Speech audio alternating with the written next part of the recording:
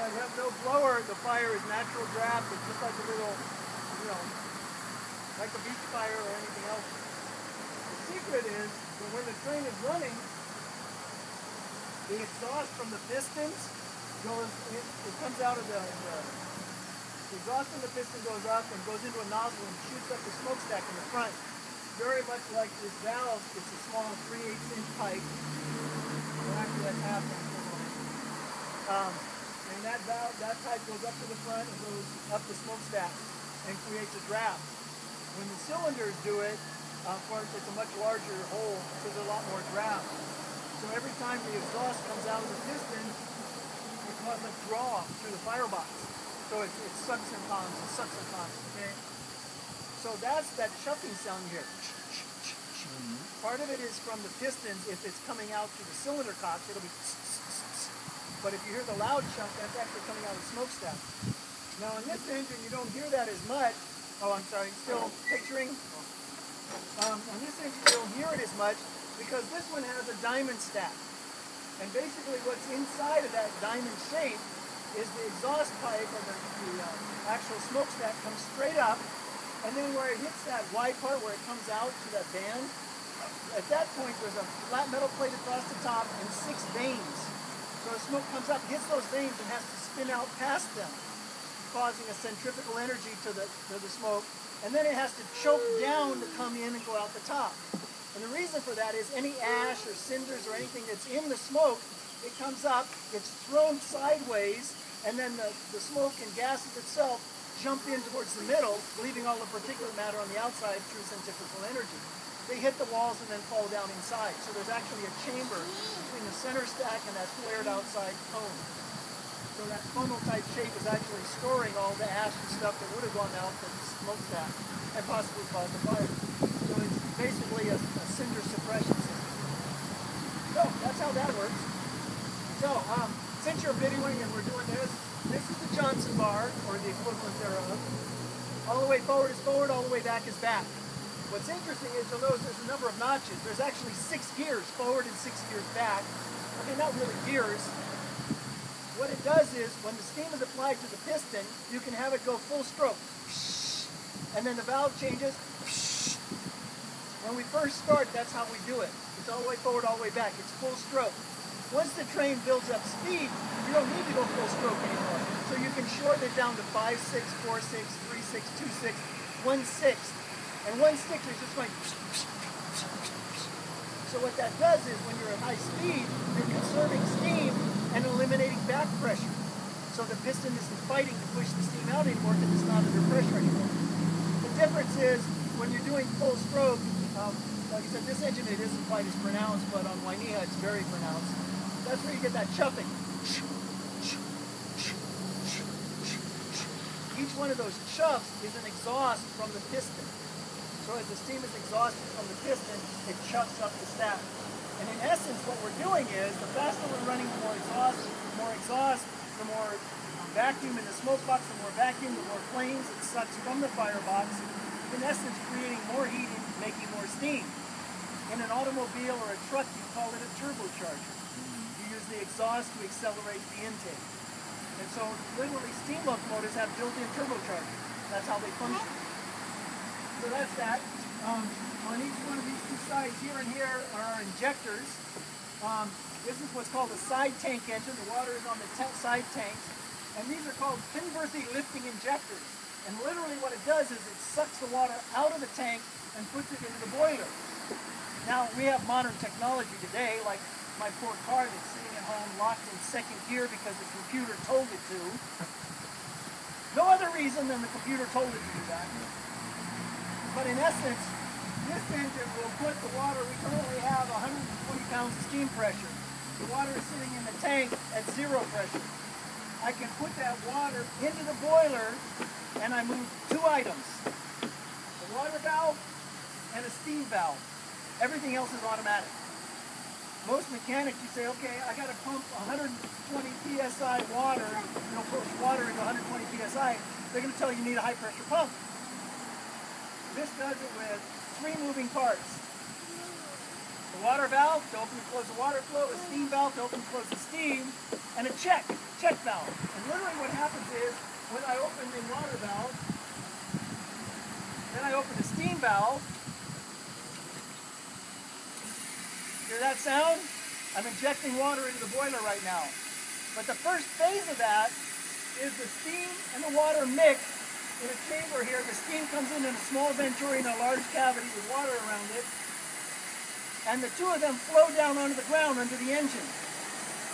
And that's how you do it. As soon as the water is flowing on the ground under the engine, we had 120 pounds of steam pressure, right? Well, this steam valve is 120, the boiler's 120, nothing's going to move. But as soon as the water is falling on the ground, water weighs 8 pounds per gallon. So for every gallon of water that's falling on the ground, I have an additional 8 pounds of pressure. So literally what happens, that's the steam out. Start back here. See the steam out underneath the engine? So literally what they did back in 1887 when this engine was built is they would use the weight of the water to overcome the fact that the steam is only the same pressure as the boiler. By adding the weight of the water, that kinetic energy, it overcomes the check valve, lifts it up, and the steam and water goes into the boiler. So literally, it's like magic. This is our brake. It is a parking brake. We only use it as a parking brake because the unique thing about a steam locomotive is there are no gears or transmission. So when I go forward, I go forward. When I go backwards, I go backwards. If I'm going forward and I want to stop going forward, I grab a hold of it and throw it into reverse. If I'm backing up and I want to go forward, I throw it into forward. Crack the steam and it will come to a stop and then change direction. There's nothing to kind of like grind or anything. There's no gear interface to worry about. The only thing you do have to worry about is doing it too quickly. Because with the wet rail, like today, we can easily overcome the coefficient of friction, the weight of the engine, and spin the drivers and lose all traction. So Johnson bar, this is the throttle, makes us go faster and slower. We talked about the blower, our two injectors, our brake. The only other thing we have is we need to make sure we always have water in our boiler. We got 3 tri-cots, tri meaning 3, and these are basically a backup. We have a sight glass over here, and you can see where the water level is right up here at 7/8. But you can check that. Should our water glass break, we still have to be able to determine the water. So when you open the bottom one, see the water dripping out? Open up the top one.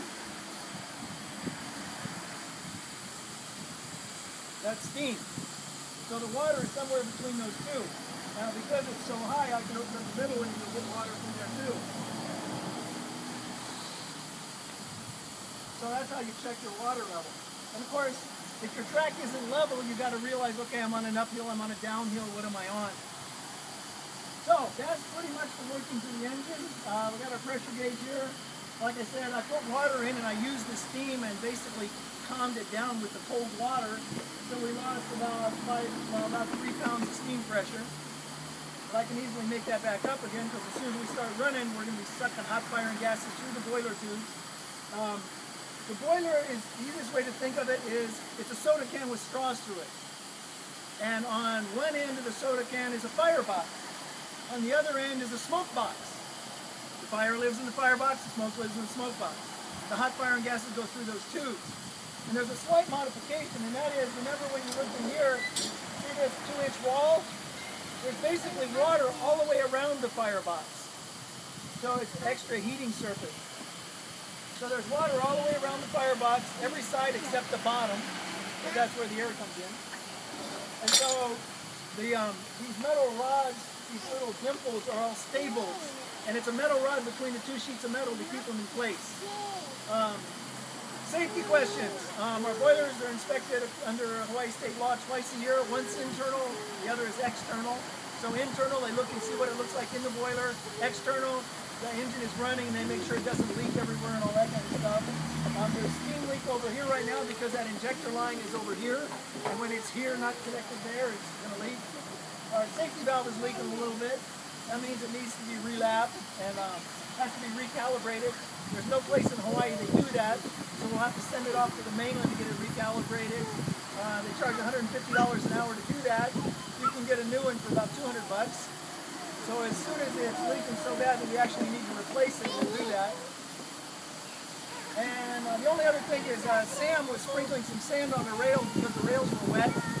Steel wheel, steel rail, coefficient of friction drops right out the bottom. So, as a matter of fact, Sam, well, no, I was wondering if we wanted to get rid of that other car. What you like? You like to come down again? Yep. Electron. Oh, you like hook me up to this one? Okay, no. So, sometimes people ask me about my lovely, what do they call it? Decoration. Although you see power lines over there, if you'll notice the end of the pole, they're hanging down on the ground. There's no electricity over here.